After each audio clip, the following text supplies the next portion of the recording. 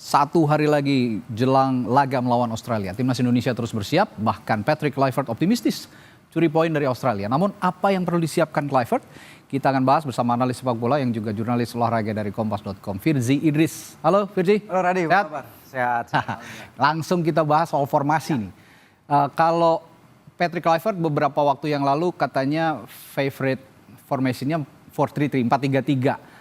Apakah mungkin diaplikasikan nanti laga lawan Australia 4-3-3 ini? Pada teorinya kan 4-3-3 possession football, tapi kita tahu waktu persiapan yang sangat singkat, waktu latihan yang bahkan hanya bisa terjadi di lapangan tuh kemarin malam ya, dan itu pun gak lengkap karena Ragnar Oratmangun jadi pemain terakhir yang tiba tiba sekitar pukul 11.30 malam waktu Australia. Jadi efektif semua pemain ngumpul di satu tempat itu baru hari ini, Radi. Dan mereka tadi sudah menjalani latihan resmi ya, H-1 pertandingan. Dan menarik emang di konferensi pers sebelum laga Patrick bilang bahwa kayaknya tidak akan ada perubahan yang terlalu drastis karena waktu itu tadi waktu pelatihan yang singkat, para pemain yang tersebar di 10 negara atau 11 negara berbeda, sebagian pemain juga menjalankan ibadah puasa untuk persiapan dalam menghadapi pertandingan ini dengan jarak mereka yang sangat jauh dari Eropa ke Australia.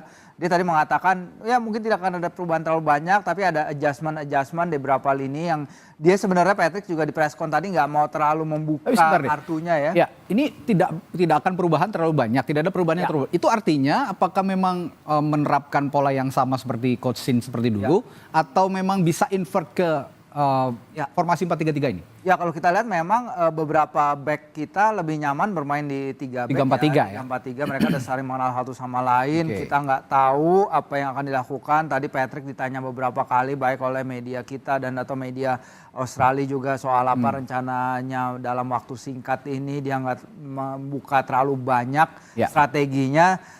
Tapi memang secara teori kalau dia bisa bermain 4-3-3 atau variannya ya 4-2-3-1 dan lain-lain baik dalam atau tanpa bola, ini akan memerlukan waktu adjustment yang nggak sedikit. Jadi dengan adanya waktu latihan yang tim praktis ngumpul itu tanggal 19 ini dengan besok langsung pertandingan, akan risky kalau dia mengubah dari pakem yang udah ada, status quo yang udah ada. Tapi kalau dia mau melakukan itu sangat baik sekali, artinya dia percaya diri atau dengan mungkin, metodenya. Atau mungkin di awal starter 3-4-3 nanti dalam perkembangannya ketika permainan sudah terlihat, gameplaynya sudah terlihat, bisa berubah di tengah pertandingan jadi 4-3-3 begitu kira-kira ya? Ya itu sih sebenarnya udah pernah juga dilakukan dengan Coach Shin ya. Di Piala AFF terutama beberapa waktu lalu.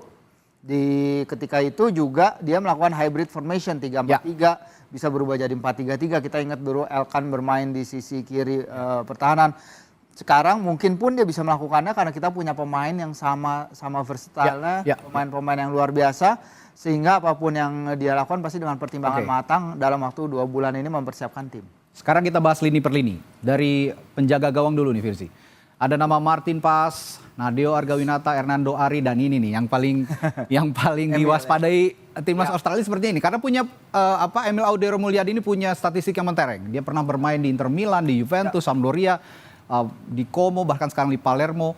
Bagaimana melihat peluang starting lineup untuk penjaga gawang? Apakah Martin Pas masih memegang kunci pertandingan melawan Australia nanti, ataukah ada kemungkinan Emil juga turun nanti? Ya seharusnya ya kalau kita lihat dari apa yang sudah ditunjukkan oleh Martin selama menjaga gawang timnas Indonesia, tidak ada alasan juga untuknya turun ke bench ya untuk mengganti dengan kiper baru sama sekali yang belum familiar dengan backline, secara komunikasi juga kita belum tahu seperti apa dengan Jai dan lain-lain, walaupun keduanya main di Italia, komunikasi seharusnya nggak ada masalah dengan para pemain lain.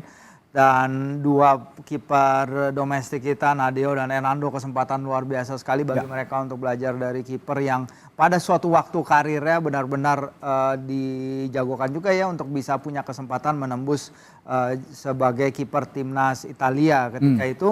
Dan ini akan menjadi kita lihat seperti apa pilihannya, tapi memang sewajarnya adalah Martin tetap jadi starter. Untuk menjaga jangan sampai juga ada shock begitu ya, ketika backline masih belum kenal dengan kiper baru. Sebaiknya Martin Pas lebih dahulu yang diturunkan, atau mungkin nanti performanya di tengah jalan bagus diganti oleh Emil di tengah jalan, itu juga tidak menutupi kemungkinan. Kita ke lini belakang sekarang.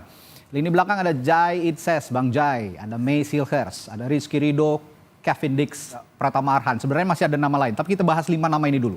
Dari ada Calvin Verdong juga, ada Jordi Amat, Sandy Walsh, ada Ferrari, di sini ada Shane Patinama dan juga yang baru ada Dean James juga. Betul juga. Itu ada beberapa pemain. Ada tadi saya hitung ada sekitar 10 ya di lini belakang yang bisa dipilih oleh Patrick Kluivert. Kira-kira yang mana yang bisa jadi starting lineup?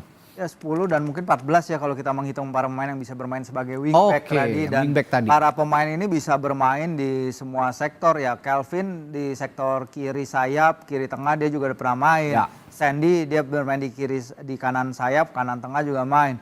Kevin kita nggak usah nanya bersama FC Copenhagen dia main sebagai back sayap kanan, sebagai back sayap kiri, center back terakhir ketika menghadapi Chelsea dia bermain 90 menit. Hilgers sayangnya kemarin memang menjalani laga yang kurang menyenangkan ya. Kemarin ditayangin juga di Kompas TV bagaimana FC Twente asuhannya kalah 2-6 dari Feyenoord padahal sebelum itu timnya menjaga clean sheet dalam 3 laga beruntun. Rizky Ridho bermain luar biasa bersama Persija, pencetak gol mungkin calon Puskas Award juga ya ketika bermain di Liga 1 kemarin. Tapi Jai juga akan menjadi titik utama di lini pertahanan dan semua akan berputar di dia. Dan pasti akan ada komunikasi dengan Coach Patrick juga bagaimana cara terbaik untuk mengeluarkan yang paling maksimal dari pemain-pemain yang kita punya di lini belakang, karena hampir setengah dari pemain yang kita punya sekarang adalah pemain yang bermain di lini belakang atau di back sayap, Pradi. Untuk belakang ini kredit khusus untuk Bang Jai karena kemarin bisa nahan 0-0 melawan Napoli ya, lawan Romelu Lukaku dan kawan-kawan. Performa terakhirnya banyak menuai pujian. Akankah ini konsisten juga nanti di timnas untuk Bang Jai? Ya, Bang Jai khusus lawan Napoli meredam Lukaku, lawan Atalanta meredam Matteo Retegui ya yang merupakan capocannonieri sekarang di Liga Italia 22 gol tanpa gol. Sekarang tanpa gol ketika menghadapi Bang Jai. Bang Jai ditanya kemarin hari ini tadi oleh kontributor kami di Australia bagaimana perasaannya ya menyambut prospek laga di mana dia kemungkinan besar akan memimpin tim Indonesia dalam sebuah pertandingan yang maha penting, mungkin salah satu pertandingan terpenting dalam sejarah sepak bola Indonesia yang bisa mungkin mengubah arah dari sepak bola Indonesia secara keseluruhan kalau membantu kita lolos ke Piala Dunia. Dan dia mengatakan tanggung jawab yang luar biasa, dia tidak merasakan tekanan tapi dia merasakan dukungan dari para supporter Indonesia, 280 juta rakyat Indonesia. Dia berkali-kali mengingatkan pentingnya untuk membela Indonesia dengan sepenuh hati dengan segala hasrat. Nasionalismenya nggak usah diragukan. Luar biasa. Bang Jai ini luar biasa. Kita loncat ke lini tengah sekarang. Lini tengah ada Ivar Jenner, Tom Hai, Marcelino Ferdinand, Ricky Kambuaya. Kita bahas 4 ini dulu. Yang performanya dalam top performance di klubnya masing-masing dari 4 nama ini? Ya, pertama Ricky luar biasa sekali bersama Dewa United musim ini. Salah satu pemain terbaik di Liga 1 musim ini. Driving runs-nya, hal-hal yang dia lakukan itu mengingatkan kita kepada penampilan terbaiknya mungkin di Piala AFF 2020 ketika itu ya. Dia memberikan energi yang luar biasa di lini tengah. Dan juga Tom Hai sebenarnya sorotan juga lagi-lagi kita bisa lihat di Kompas TV setiap pekannya betapa hebatnya Tom Hai sih lost for words lah untuk apa yang Tom Hai lakukan di Almere City. Yang timnya lagi struggling Radi, tapi dia sendiri menurut saya memberikan suatu individual performance yang sangat luar biasa sekali. Visinya luar biasanya, umpan-umpan, technical ability untuk melepas umpan-umpan itu sangat spesial. Dan nanti kita juga lihat apakah kehadiran Joey Pelupesi ini bisa memberikan suatu tambahan keamanan ya di belakang ya, karena dia sebagai destroyer, sebagai number 6 lawas bagi Tom Hai untuk lebih keluar kreativitas. Ya, kemampuan Tom Hai ini mudah-mudahan nanti applicable di timnas. Kita lihat pemain tengah lainnya. Ada Joey Pelupesi, ini nama baru penghuni timnas, lalu Nathan Choaon dan Eliano Reinders. Dari 3 orang ini tadi juga kita bahas ada Tom Hai yang punya posisi jangkar. Dari 3 orang ini ada juga yang punya posisi penting, Virsi, kira-kira seperti Nathan ya? Ya, Joey kayaknya dengan waktu bermain dia di Lommel yang jauh lebih banyak daripada Nathan ya. Sangat disayangkan memang Nathan hanya bermain sekitar 2 menit, 3 menit gitu bersama Swansea musim ini. Sepanjang 2025 dia belum bermain. Ini menjadi tantangan juga bagaimana dia harus mendapatkan minutes play, karena Coach Patrick sudah mengatakan minutes play akan berpengaruh ya, terutama terkait match fitness. Dan disinilah kita lihat kehadiran Joey, mungkin dia bisa memberikan baja tambahan, that extra steal di lapangan tengah untuk menambal.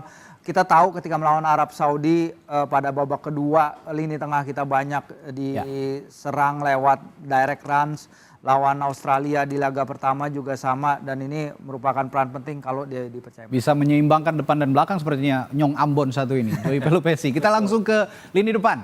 Lini depan ada nama Rafael Struijk, Ramadan Sananta, Hoki Caraka, Septian Satria Bagaskara, Ole Romeni. Ini juga satu orang ini, Ole Romeni ini saudara merupakan pemain yang rekrutan baru timnas begitu ya, yang bermain di Oxford, yang juga sepertinya akan menjalani debutnya ya di timnas nanti melawan Australia. Kurang lebih tampaknya seperti itu, karena kalau kita lihat komposisi skuad Garuda sekarang tanpa Ragnar Oratmangun ya pasti akan ada ada suatu slot yang terbuka di situ ya, Radi, untuk memecah gawang lawan. Kita tahu mencetak gol lewat para penyerang ini merupakan suatu tantangan bagi tim nasional. Top scorer kita adalah Marcelino Ferdinand, itu dia juga mencetak golnya dalam 2 golnya dalam satu laga lawan Arab Saudi.